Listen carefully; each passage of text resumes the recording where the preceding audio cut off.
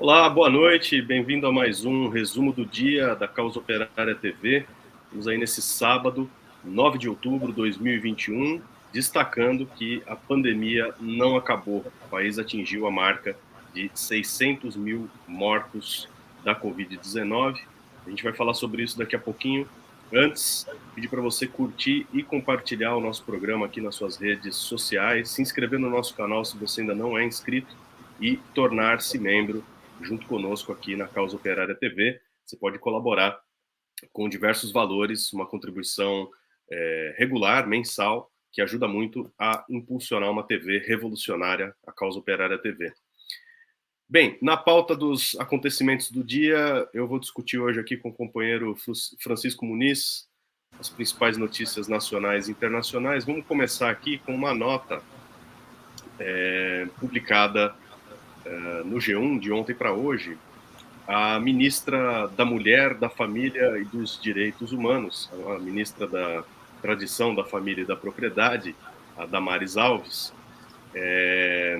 defendeu o veto do Bolsonaro ao projeto de distribuição de absorventes higiênicos para mulheres na rede pública.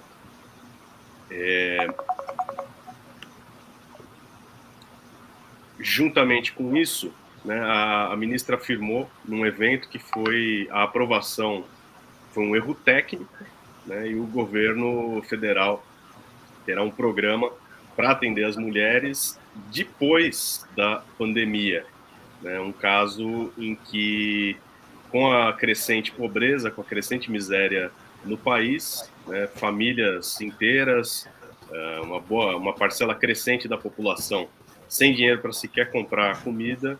Obviamente, as mulheres entram aí com uma grande dificuldade também, né, de poder adquirir o produto necessário e, obviamente, o governo deveria, né, auxiliar nesse terreno e, no entanto, logicamente não é o que acontece, né, o governo Bolsonaro combate a ideia, né, e corretamente o Carlos Lula, presidente do Conselho Nacional de Secretários de Saúde, diz que a ministra coloca um falso dilema, né, porque o dilema do governo Bolsonaro é não ter vacina e também não ter o absorvente, né?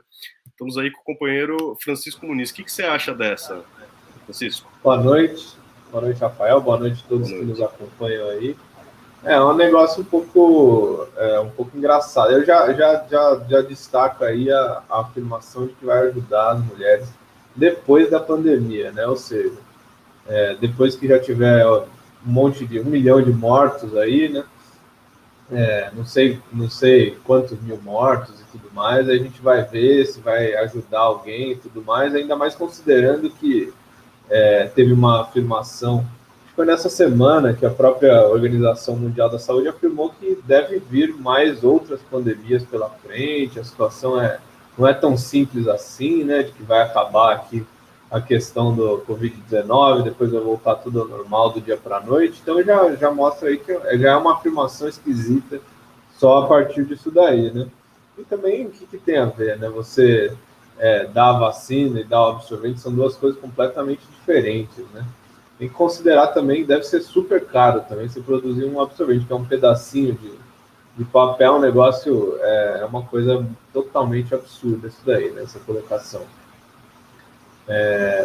Mas, enfim, a gente vê que essa daí é a forma como o governo Bolsonaro trata aí a sua população, né? Em todos os momentos, né?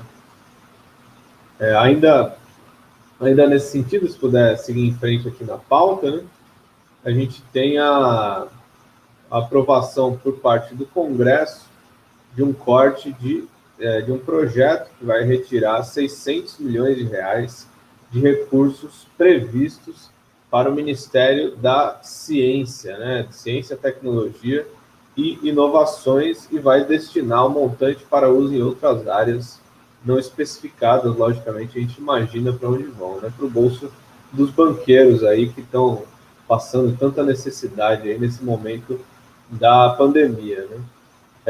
Aí esse projeto ele havia sido encaminhado pelo Ministério da Economia para o Congresso em agosto, né? E aí agora ele foi aprovado para que retire esses recursos da área da pesquisa, da área da ciência, aí desse Ministério da Ciência, Tecnologia e Inovações. Né? Então, é mais uma... Então, ele vai receber, em vez de 600 milhões, 89,8 milhões. Né? Então, é uma redução assim gigantesca, né? que vai tornar toda essa situação, que já é bastante grave, né? A gente vê o caso da vacina, o caso de tudo que diz respeito à distribuição de medicamentos e tudo mais, mostra que o negócio vai piorar, e vai piorar muito com esses cortes cada vez mais frequentes na questão orçamentária, né? É mais um ataque aí do governo, né, Rafael? Esse negócio de cada vez mais vai tirando dinheiro de coisas que deveriam estar ajudando a população aí para botar no bolso dos banqueiros, né?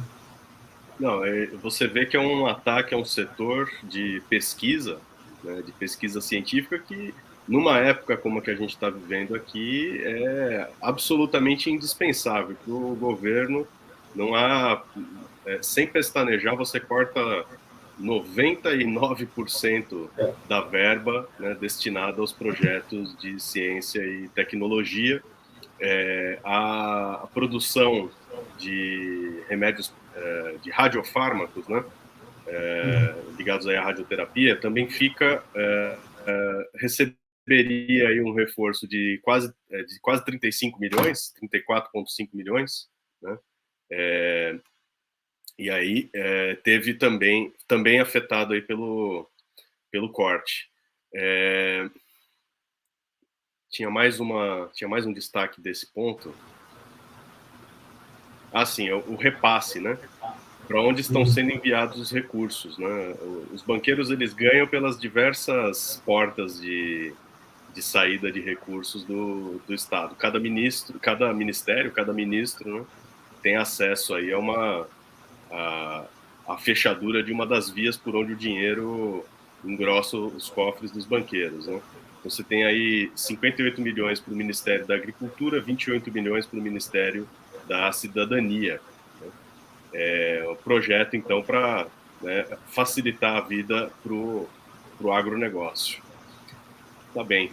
Vamos avançando no nosso tema, porque, enquanto isso, né, a situação econômica no país, a inflação dispara, e a gente vem sentindo isso daí com o aumento dos preços dos alimentos, o aumento dos preços dos combustíveis, né? Para a Petrobras, o preço da gasolina e do gás de cozinha foi elevado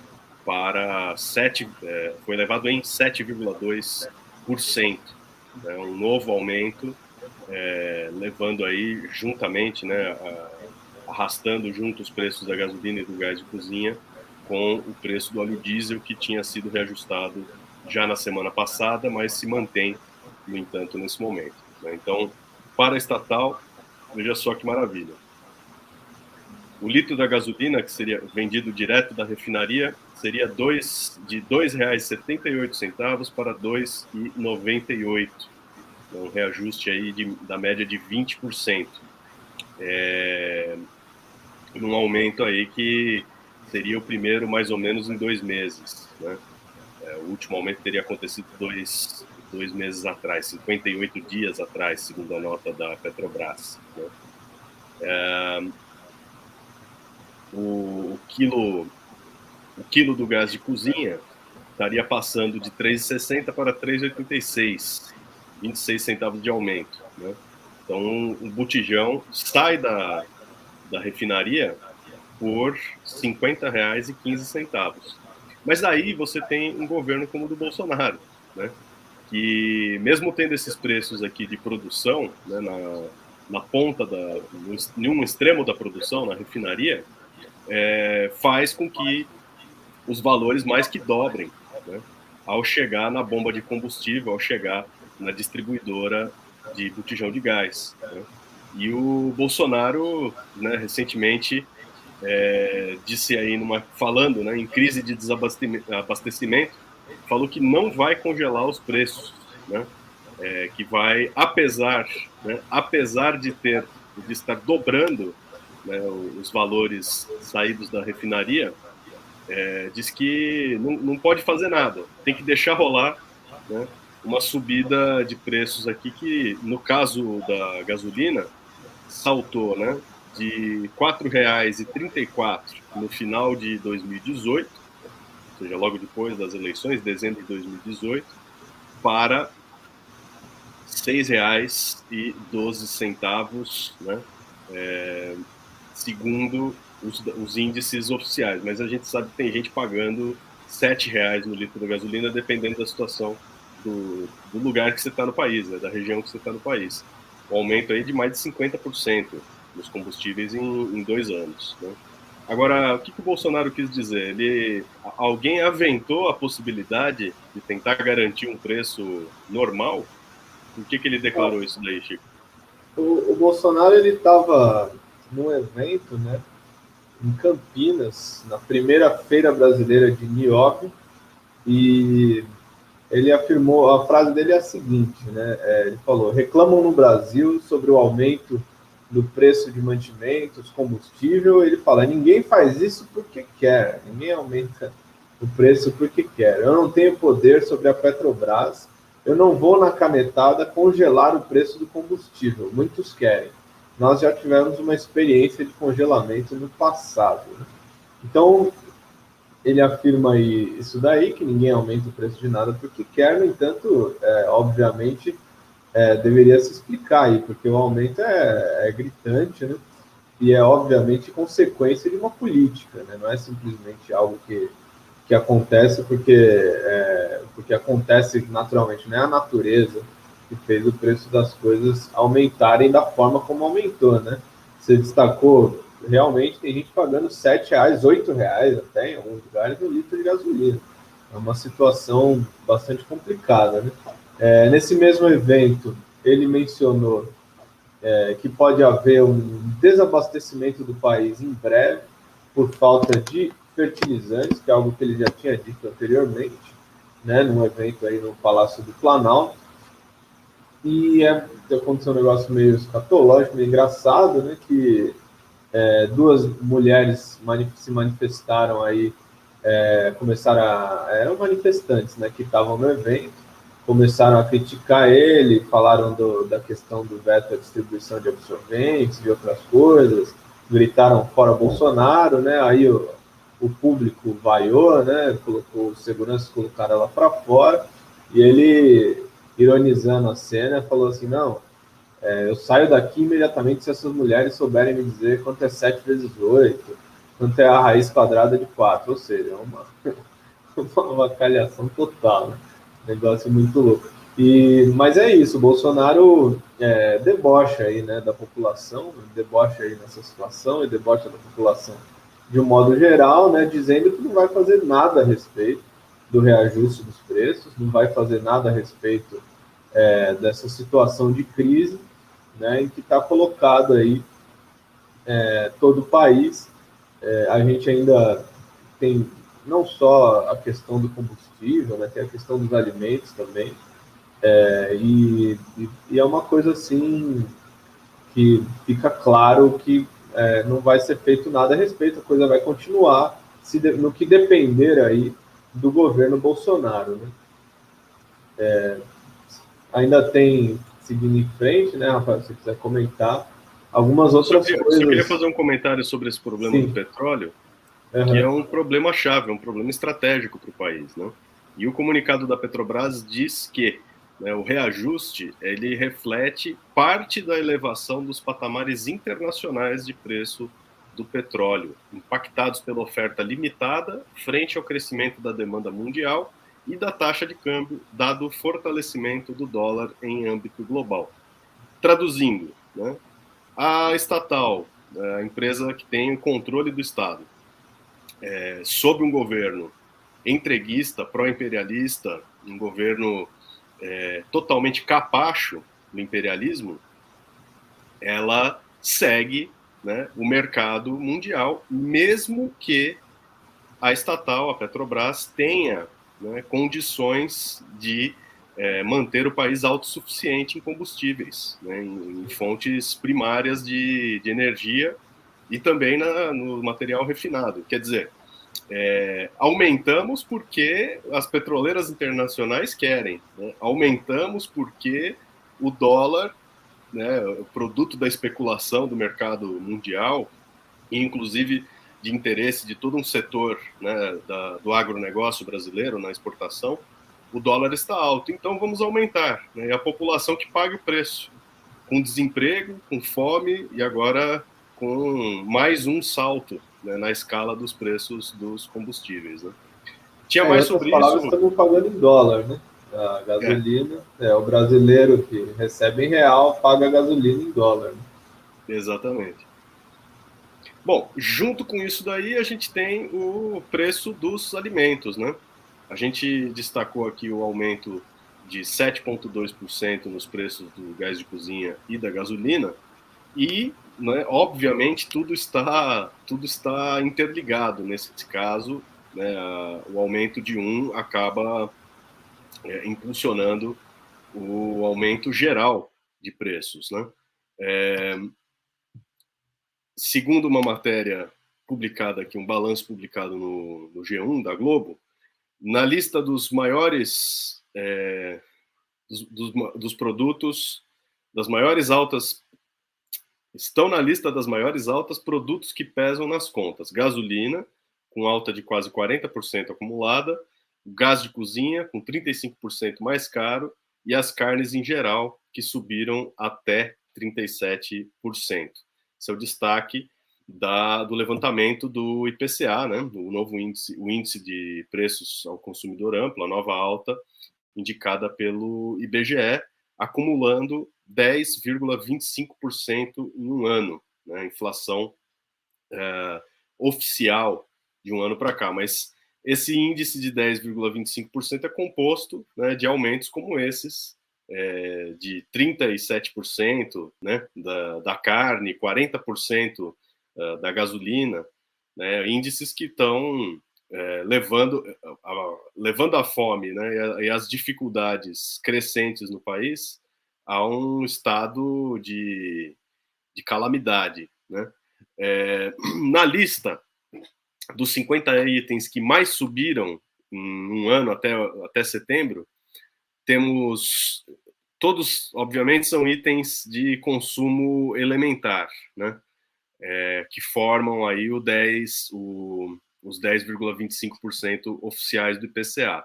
No topo da lista, o pimentão, a abobrinha e o etanol. O pimentão dobrou de preço, né? A abobrinha com 65% e o etanol com 64,77%.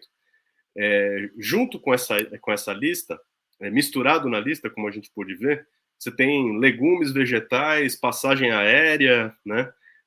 A gasolina, o gás veicular, o açúcar, produtos processados, a carne, o óleo diesel, quer dizer, tudo que faz parte, né? A energia elétrica residencial, com um aumento aí de 28,82%, né?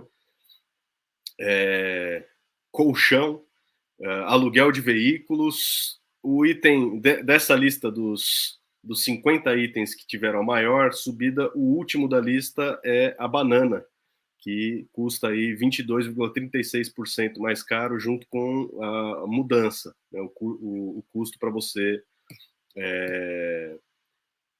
se mudar, para você fazer a sua mudança, para você tirar os seus móveis de casa e levar para outro endereço.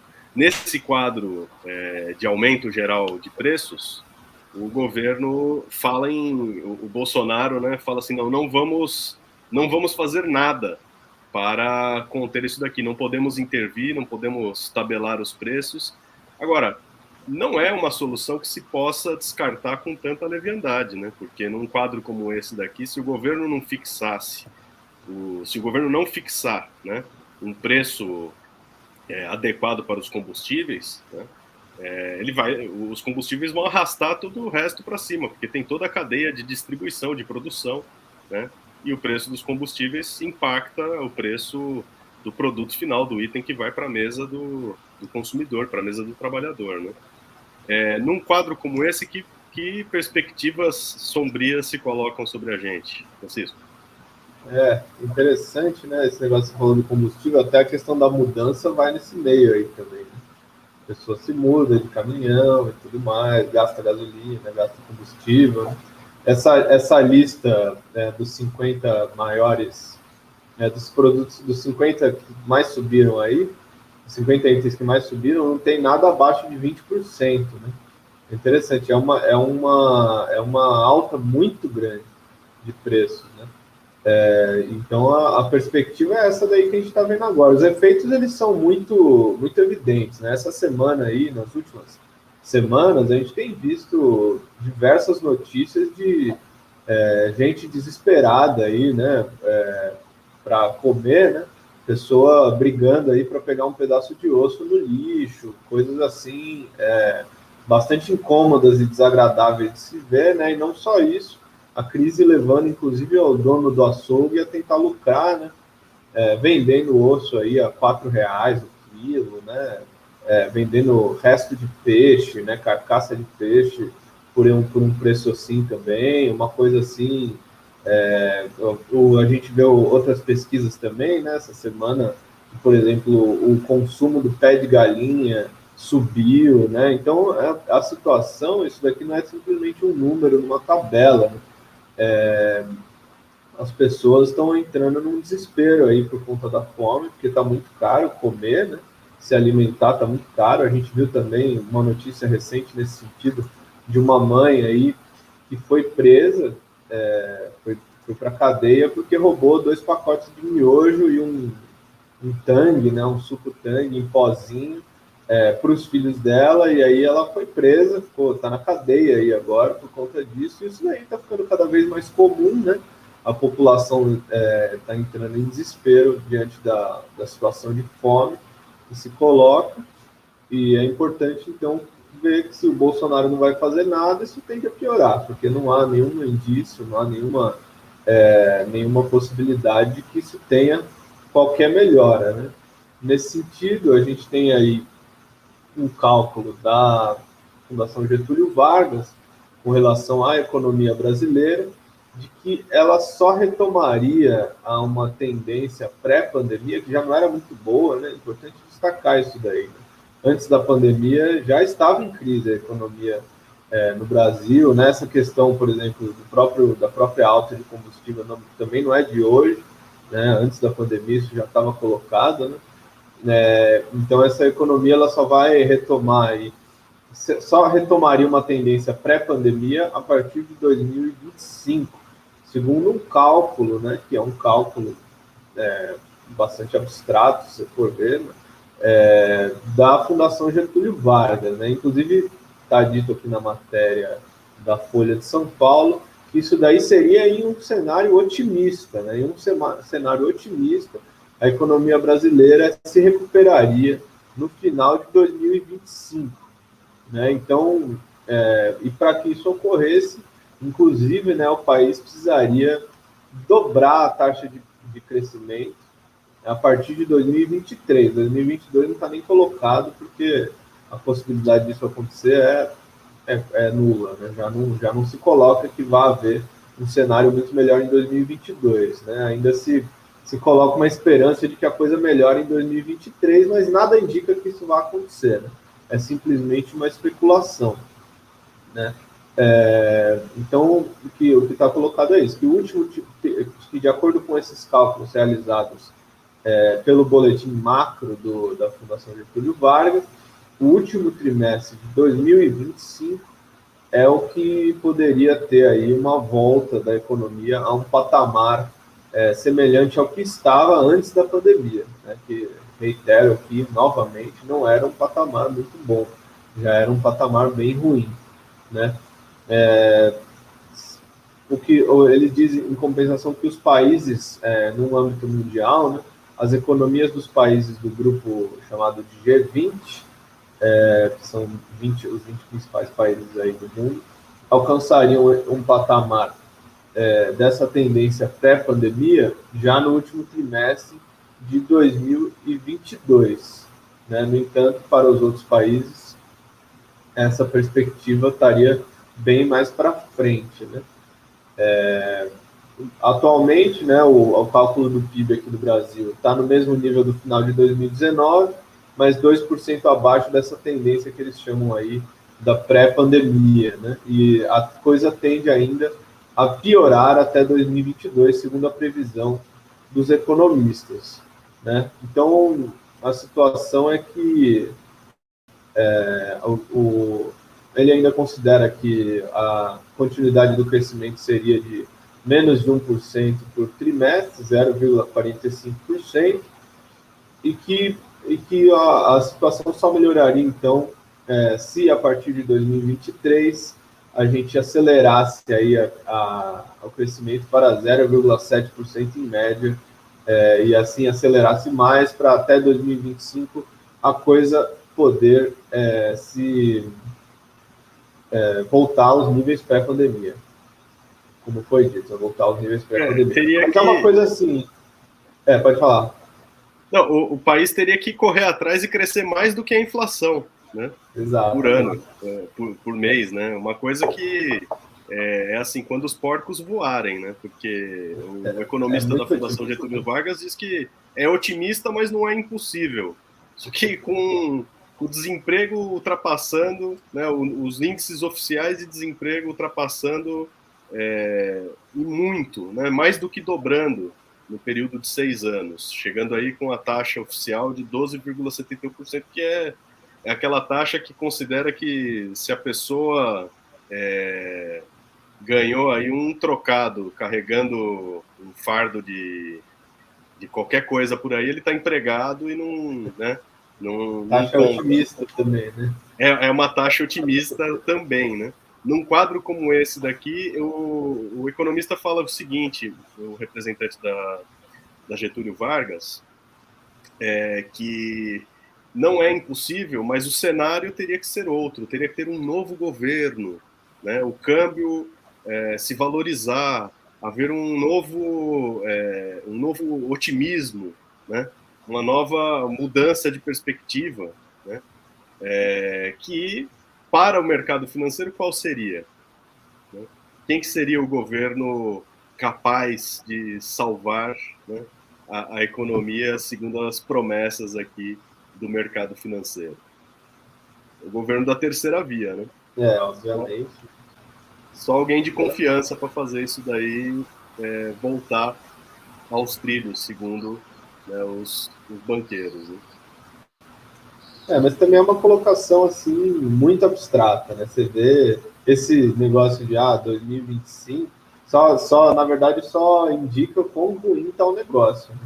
Porque 2025 está muito longe e, obviamente, aparece até, né, que é uma coisa colocada meio arbitrariamente. Ele, não, em 2025 vai melhorar, mas não há indício de que vá melhorar nada. Né?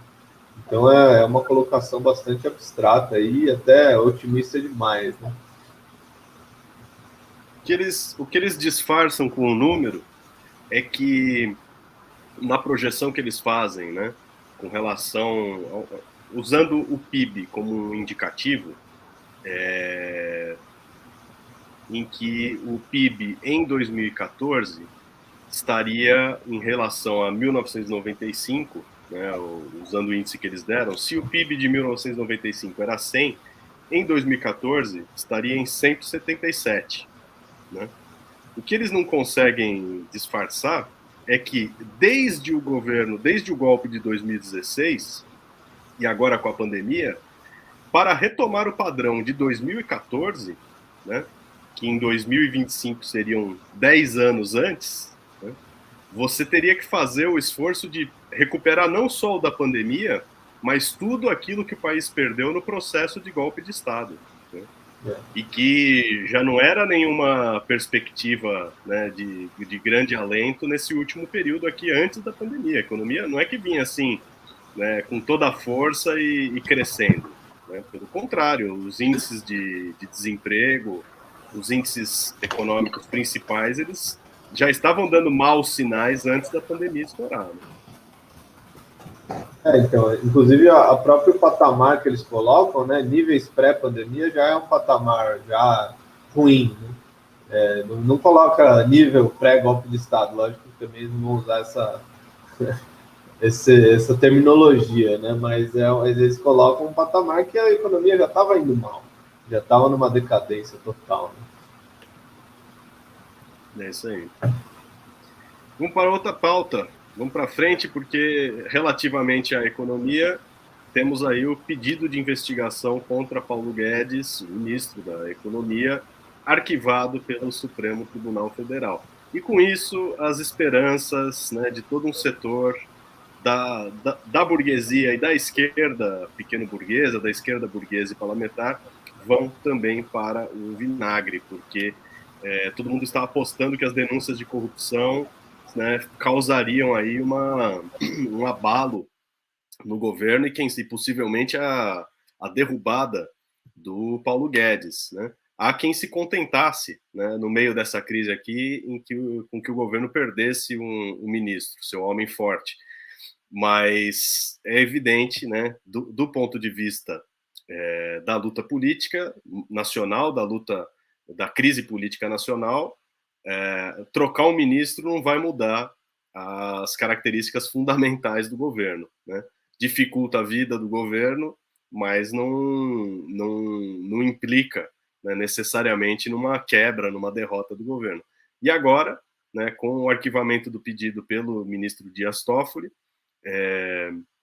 que havia sido levantado, né, pela Procuradoria-Geral da República, pedindo uma investigação sobre as empresas offshore do ministro da Economia e do presidente do Banco Central, o arquivamento desse pedido faz com que as esperanças aí de quem achava que era possível fustigar o governo, né, atacando o seu ministro da Economia, fossem aí completamente perdidas, né?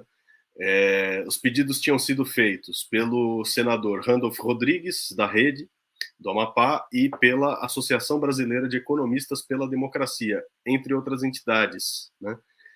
Há uma ação do PDT, do Ciro Gomes, né, com a mesma solicitação, e o Toffoli argumentou que o Supremo não teria o dever constitucional de, após receber uma notícia-crime, solicitar à Procuradoria a abertura de um inquérito, né? Ele disse, na realidade, o seguinte: o requerente pode apresentar a notícia-crime diretamente à Procuradoria-Geral da República, não cabendo ao judiciário imiscuir-se na atuação daquele órgão ou substituir o cidadão nesse encaminhamento. Cabe exclusivamente ao Procurador-Geral da República o pedido da abertura de inquérito em face de autoridades titulares do foro de prerrogativa perante o Supremo Tribunal Federal. Traduzindo do juridiquês, né? Quando interessa para o Supremo Tribunal Federal, eles abrem inquérito, passam por cima, julgam sem provas por pura convicção. Quando é do interesse do Supremo Tribunal Federal deixar as coisas como estão, não vamos abalar a situação aqui, vamos segurar a onda, 2022 está aí, pessoal, aí não tem, né, não tem... Faz sem pestanejar, vem aqui, não, veja só, o regulamento, a lei diz que a gente não tem que mexer com isso, então a gente não quer mexer, logo, portanto, não vamos mexer. Tá aí quem depositava a sua esperança, né, nesse órgão de poder paralelo no país, né, num poder que não é eleito, num poder que não tem nenhum respaldo popular, né, o judiciário que passou a legislar, né, decidiu, né, que agora não é com eles, né, e para quem estava, quem caiu na ilusão, né, de que teríamos aí no Supremo Tribunal Federal salvadores da democracia, encontrou aí, né, garantidores da lei e da ordem dominadas, né, pelo Bolsonaro, dominadas pelo poder do executivo. Que tal essa? Cara, é engraçado mesmo, porque de repente deu um surto de democracia, né, no pessoal do STF. Que nem você falou, né?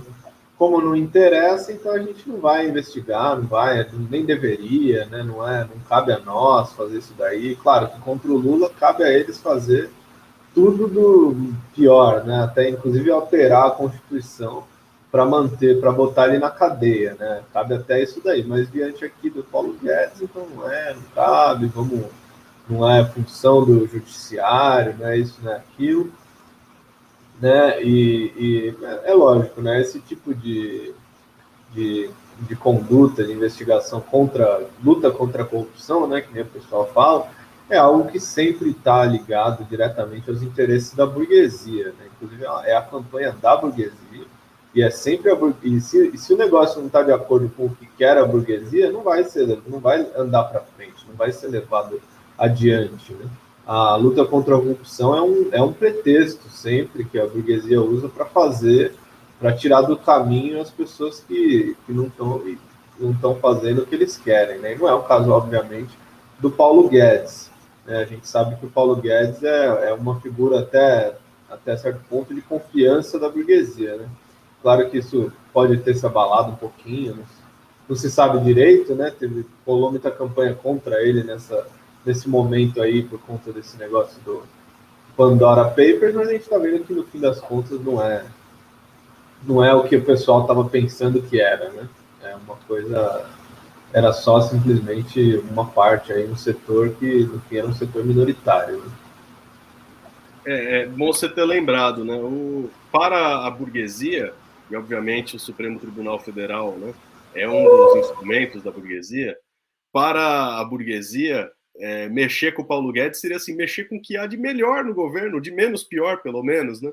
Mas é a única coisa que está bem, por que a gente vai acertar, né, uma paulada na cabeça do ministro da Economia, né? E também tem o seguinte, uma outra coisa que você levantou que eu achei muito interessante, lembra de um fato muito interessante, né? Quando era do interesse do golpe de Estado, do qual o Supremo Tribunal Federal foi uma peça fundamental, eles decidiram, legislaram, decretaram que a Dilma não poderia nomear o Lula ministro da Casa Civil às vésperas do golpe de Estado, né? Porque, finalmente, né, a lei que imperava naquele momento era a lei do golpe de Estado. Falou, não, a gente vai te derrubar, Dilma, então não adianta, você não pode, né, se defender trazendo para o seu governo a pessoa, o líder popular mais importante do país, né? A mesma coisa com todo o processo da anterior, né? Não, posterior, perdão, de 2018, né, da candidatura do Lula. Né? Ele tinha o direito de concorrer, inclusive ser eleito, né, mesmo respondendo ao processo, mesmo preso. Né? Ok, tudo bem, mas aí, né, quando entra o tribunal, quando eles querem decidir, fala, não, aí não pode de jeito nenhum. Né? Podia nem falar o nome dele na campanha eleitoral, né? Chegou nesse ponto o negócio. Exatamente. Deixa eu agradecer o super sticker da Cecília Maria, todo mundo que está conosco aqui nesse resumo do dia de sábado, 9 de outubro. Uma boa noite aqui para todo mundo que nos ajuda, nos curte e compartilha e pode deixar o seu comentário, pode ajudar a gente aqui na discussão dos principais temas de hoje. Vamos para frente que o nosso tempo já está bem avançado.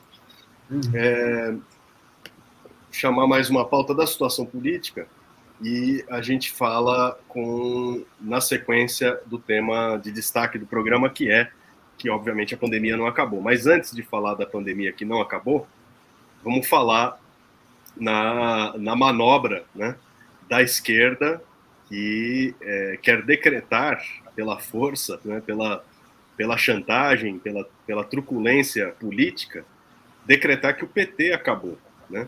Que é o caso do PSOL, que está querendo impor um acordo que é o seguinte, olha, a gente só apoia o Lula se vocês apoiarem o Boulos em São Paulo, né? Apostando no desespero, né? No que eles entendem como sendo o desespero do PT de se rebaixar, né? A apoiar um candidato com menos cacife, né, sendo que a avaliação do PT nesse momento é a de que o Haddad teria a melhor votação, né, a melhor votação da sua história, quer dizer, uma eleição com grandes chances para o PT, e o PSOL, né, propôs esse acordo assim que é fantástico. Como é que você descreveria isso daí? é um negócio interessante, né? Porque é um acordo que, caso fosse aceito, ele seria ruim para o PT de qualquer jeito, né? O apoio, no fim das contas, o apoio, lógico que o apoio do PSOL à candidatura do Lula poderia ter o seu valor, né? Só que não tem lógica, não tem sentido você tirar um candidato forte do governo do Estado de São Paulo para receber um apoio que não é decisivo, no fim das contas, né? Mas a notícia, né, de fato, é a seguinte, né? A jornalista Mônica Bergamo publicou aí, né, na sua coluna na Folha de São Paulo, ela já havia publicado uma coluna anteriormente dizendo que o apoio do PSOL à candidatura do PT em 2022 não estava garantido, né? E aí você vê na coluna que as questões colocadas pelo PSOL, né? Ela não cita o nome do dirigente do PSOL que falou isso daí, mas as questões colocadas seriam que o PT não colocou em seu programa a questão da taxação da grande fortuna, né? Não colocou em seu programa a questão de cancelar aí o teto de gastos, né? Mas isso daí é só para dar um verniz esquerdista para o debate, né? No fim das contas, a questão central é o que é dito depois, né?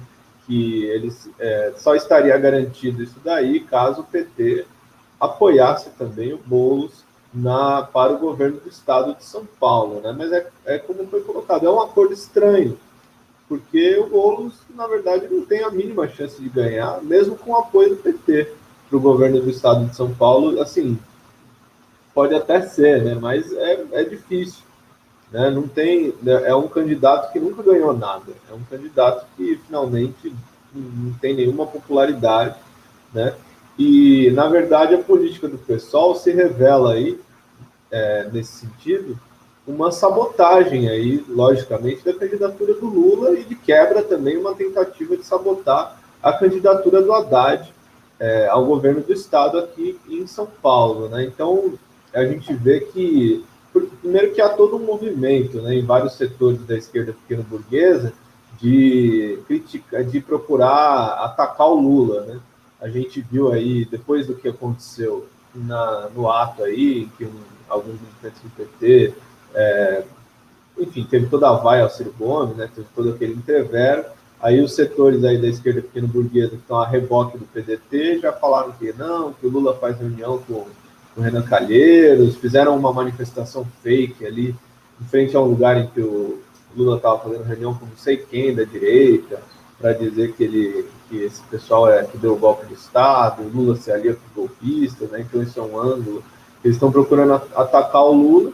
Há todo um movimento nesse sentido, e essa questão aqui também, com relação às eleições, né, também vai nesse mesmo sentido, né? Segundo aí ainda a coluna da Mônica Bergamo, o que o dirigente do PT disse é o seguinte, a coluna dela diz o seguinte: elas dizem que a retirada de uma candidatura do PSOL a presidente tem 1% nas pesquisas, na linguagem figurada das lideranças petistas, que não é figurada de fato, a candidatura do PSOL tem 1% nas pesquisas. Não justificaria a contrapartida do nome de Fernando Haddad ao governo de São Paulo para apoiar Boulos. Haddad aparece em segundo lugar na pesquisa da Datafolha para o governo, com 17%, e Boulos está em quarto lugar, com 11%. O PT de São Paulo acredita que, pela primeira vez em 40 anos, tem chance de conquistar o governo paulista. Não faria sentido, portanto, ceder o lugar a Boulos. É uma coisa lógica, é uma coisa evidente, não tem o menor sentido isso daqui, né? E também nesse mesmo sentido, se o pessoal não retirar a candidatura para presidente, atrapalha, né? Lógico, a candidatura do Lauber Braga atrapalha, mas não atrapalha tanto a ponto de que valeria a pena abrir mão do Haddad, né? Aí não sei o que você acha dessa daí. Negócio. O cálculo eleitoral ele é feito com muito cuidado, né? Mas a esperteza, se a gente pode dizer assim, do PSOL, ela evidentemente tem aí os traços do oportunismo mais rasteiro, né? É abrir mão de como é que melhor dizendo, né? É você deixar de ter uma posição política né, no nível federal, no nível do poder central do país, deixar de ter uma posição política correta, né, que nesse caso aqui é opor a candidatura do Bolsonaro à candidatura do Lula.